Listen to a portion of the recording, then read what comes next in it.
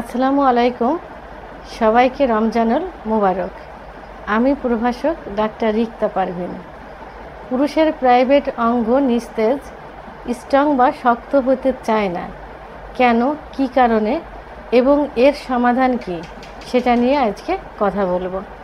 সাধারণত যাদের ডায়াবেটিস, উচ্চ রক্তচাপ বা হাইপারটেনসি ডিজিজ থাকে এবং এদের মধ্যে যাদের ইসকেমিক হার্ট ডিজিজ থাকে তাদের এই সমস্যা বেশি হয়ে থাকে। এই সমস্যার সমাধানের জন্য অবশ্যই ডায়াবেটিস কন্ট্রোল করতে হবে এবং প্রপারলি হার্টের চিকিৎসা করতে হবে।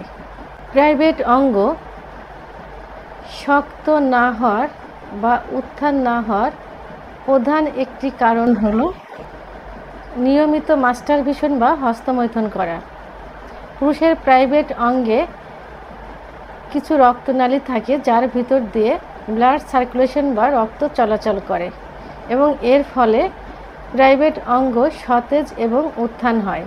কিন্তু নিয়মিত যদি মাস্টারবেশন করা যায় এবং এই মাস্টারবেশন করার কারণে হাতের যে প্রেশার পড়ে এর কারণে রক্তনালীগুলো সংকুচিত হয়ে যায়, যার ফলে এর ভিতর দিয়ে ব্লাড সার্কুলেশনটা সঠিকভাবে হয় না, তখন প্রাইভেট অঙ্গ নিস্তেজ হয়ে যায়, শক্ত হয় না।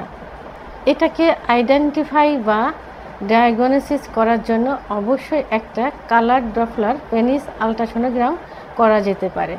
এই রিপোর্টে যদি ধরা পড়ে প্রাইভেট অঙ্গের রক্তনালীগুলো সংকুচিত হয়ে গেছে, তাহলে এর জন্য আধুনিক চিকিৎসা রয়েছে। এই আধুনিক চিকিৎসা হলো পেনিস থেরাপি।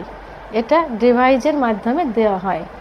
ডিভাইসের মাধ্যমে পেনিসের ভিতরে বাতাস ঢুকানো হয়, যার কারণে সংকুচিত রক্তনালীগুলো প্রসারিত হয়ে যায়।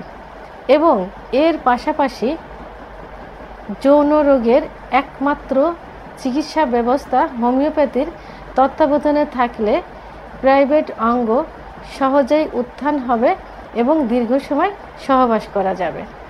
তো বন্ধুরা, আমার ভিডিওটি সম্পর্কে কোনো মতামত থাকলে অবশ্যই কমেন্টসের মাধ্যমে জানাবেন।